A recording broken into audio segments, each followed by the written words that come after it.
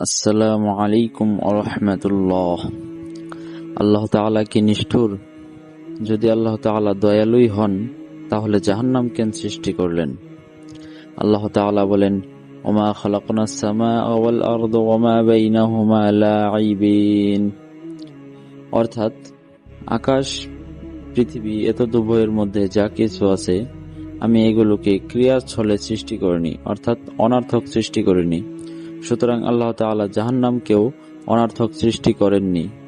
এরশাদ হচ্ছে কুরআনুল কারীমের মধ্যে, আল্লাযী খালাকাল মাউতা ওয়াল হায়াতা লিয়াবলুয়াকুম আইয়ুকুম আহসানু আমালা। অর্থাৎ তিনি জন্ম ও মৃত্যু সৃষ্টি করেছেন এটা পরীক্ষা করার জন্য যে কর্মে কে উত্তম। অর্থাৎ আল্লাহ তাআলা আমাদেরকে পরীক্ষা করার জন্য দুনিয়াতে পাঠিয়েছেন। এখন লক্ষণীয় বিষয় হলো, কোনো পরীক্ষার ফলাফল যদি শুধুমাত্র পাস হয় তাহলে কেন শিক্ষার্থীরা পড়াশোনা করবে?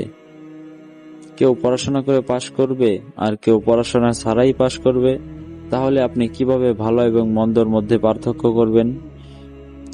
আর যদি একটু সহজভাবে বলতে যাই, তাহলে মনে করেন আপনি একজন ন্যায়পরায়ণ বিচারপতি।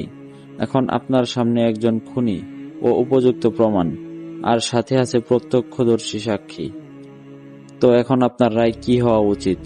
নিশ্চয় ফাঁসি। তাহলে কি আমি ধরে নেব যে আপনি নিষ্ঠুর?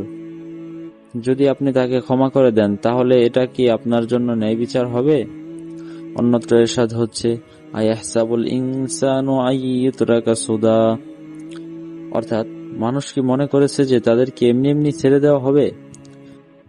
মহান আল্লাহ তাআলা হলেন শেষ দিবসের বিচারপতি। রহমান এবং রহিম তার গুণাবলী নাম, আর আদিল ও কহ্হার ও তার গুণাবলী নাম।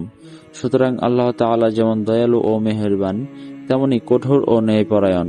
যারা দুনিয়াতে কোরআন ও সুন্নাহ মোতাবেক নিজেদের জীবন পরিচালনা করবেন তাদের জন্য আল্লাহ তাআলা পুরস্কার হিসেবে জান্নাতের ঘোষণা দিয়েছেন, আর যারা নাফরমানি করবেন তাদের জন্য রয়েছে জাহান্নামের মতো নিকৃষ্ট জায়গা।